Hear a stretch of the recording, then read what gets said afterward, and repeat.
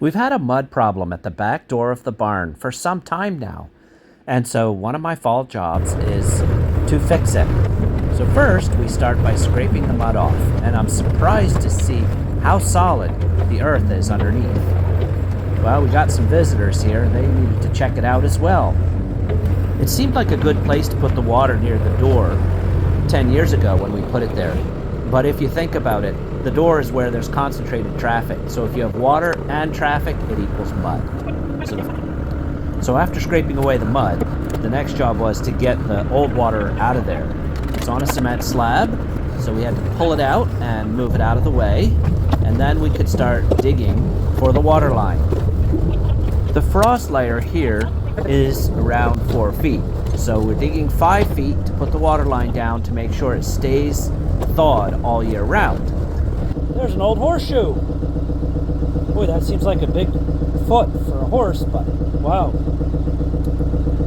There's history here. There has been at least one barn before this one, so you never know what history you're going to find when you start digging. While I finish digging the trench, Brian's getting the spot ready for the concrete for the waterer. We're making a point not to dig underneath where the concrete slab is going so that it remains on a firm footing, and we're only digging a little spot to put the water up into it. Then we thread the water line up into the waterer and we insulate it so that it protects the pipe as it goes down through and also prevents it from getting too cold if the frost works in through the concrete.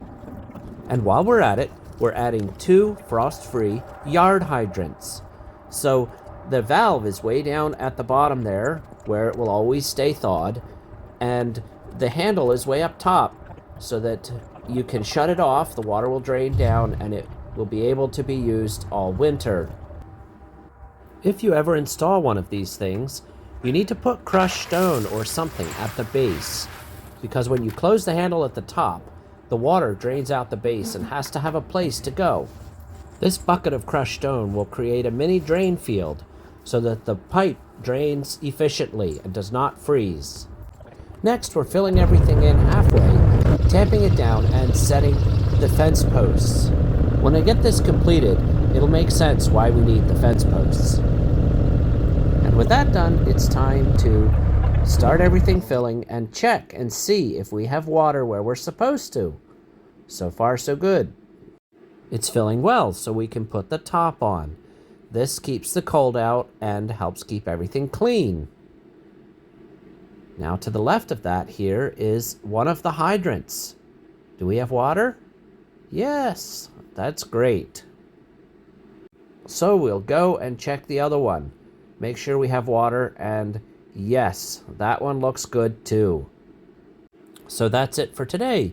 We'll come back in the morning and check everything to make sure there's no water seeping out of the ground in places we don't want it to be. And for my bird of the day, we have a number of goldfinches working away at finding seeds in the sunflowers that are left over from the summer. This is the time of year when goldfinches are the least golden. As the winter moves into spring, their golden color will get brighter and brighter. But for now, this dull coloration helps them to blend in.